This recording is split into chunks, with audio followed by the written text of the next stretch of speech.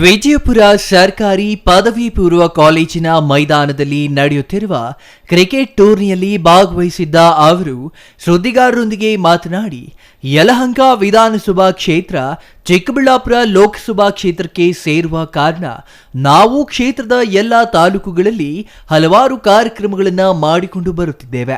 ಹಾಗಾಗಿ ಕ್ಷೇತ್ರದ ಮತದಾರರಿಗೆ ಪರಿಚಿತರಿರುವುದಾಗಿ ಹೇಳಿದರು. ಉಚಿತ ಆರೋಗ್ಯ ತಪಾಸಣಾ ಶಿಬಿರಗಳು, ಟೈಲರಿಂಗ್ ಕಾರ್ಯಕ್ರಮಗಳು ಮಾಡಿದ್ದೇವೆ. ಕೇವಲ ಚುನಾವಣೆ ಬಂದಾಗ ಮಾತ್ರ ಮಾಡುತ್ತಿಲ್ಲ, ಮೊದಲಿನಿಂದಲೂ ಮಾಡಿಕೊಂಡು ಬರುತ್ತಿದ್ದೇವೆ. ಪಕ್ಷದಿಂದ ಸರ್ವೆ ಮಾಡುತ್ತಾರೆ. ಪಕ್ಷದ ನಾಯಕರು ಏನು ತೀರ್ಮಾನ ತೆಗೆದುಕೊಳ್ಳುತ್ತಾರೋ ಕಾದು ನೋಡಬೇಕು ಎಂದರು. ಆಕಾಂಕ್ಷಿಗಳು ಹೆಚ್ಚು ಮಂದಿ ಇದ್ದಾರೆ. ಮಾಜಿ ಸಚಿವರಾದ MTB Nagaraj, doctor K Sudhakar ಅವರು ಆಕಾಂಕ್ಷಿಗಳಾಗಿದ್ದಾರೆ.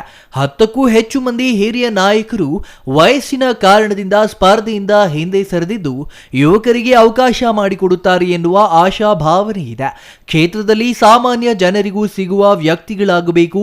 ಈ ನಿಟ್ಟಿನಲ್ಲಿ ಆಕಾಂಕ್ಷಿಯ ಪಟ್ಟಿಯಲ್ಲಿದ್ದೇನೆ ಎಂದ್ರ. ನಾವು ಬಂದು ಯಲಹಂಕ ಫಸ್ಟಿಂದ ಸಂಘಟನೆ ಮಾಡ್ತಾನೆ ಇದ್ದೀವಿ. ಬರೀ MP ಎಲೆಕ್ಷನ್ ಅಂತಲ್ಲ, ಫಸ್ಟಿಂದ ಕೂಡ ನಾವು ನಮ್ಮ ವಿಶ್ವವಾಣಿ ಫೌಂಡೇಶನ್ ವತಿಯಿಂದ ನಾವೇ ಒಂದು ಹೆಲ್ತ್ ಕ್ಯಾಂಪ್ಗಳು ಮಾಡೋಂಥದ್ದು ಇರ್ಬೋದು.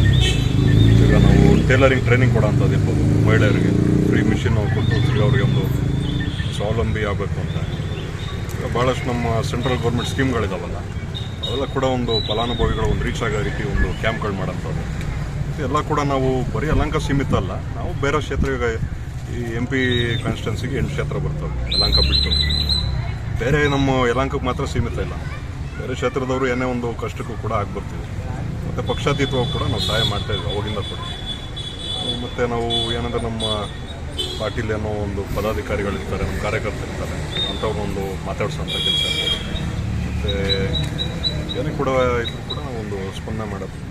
ಇನ್ನು ಈ ಸಂದರ್ಭದಲ್ಲಿ ಪುರಸಭೆ ಸದಸ್ಯೆ ಶಿಲ್ಪಾ ಅಜಿತ್, SRS ದೇವರಾಜ್, ರಾಮಕೃಷ್ಣ ಹೆಗಡೆ, ತಾಲೂಕು ಬಿಜೆಪಿ ಉಪಾಧ್ಯಕ್ಷ ವಿನಯ್ ಕುಮಾರ್, ವೆಂಕಟೇಶ್ ಪ್ರಭು, ಮುನಿವೀರಣ್ಣ, S ರವಿಕುಮಾರ್, ಪ್ರಭಾಕರ್, ಅಶ್ವಥಪ್ಪ, ಚನ್ನಕೃಷ್ಣ, ಪುನೀತ್, ಮಂಜುನಾಥ್ ಇನ್ನೂ ಹಲವರು ಹಾಜರಿದ್ದರು.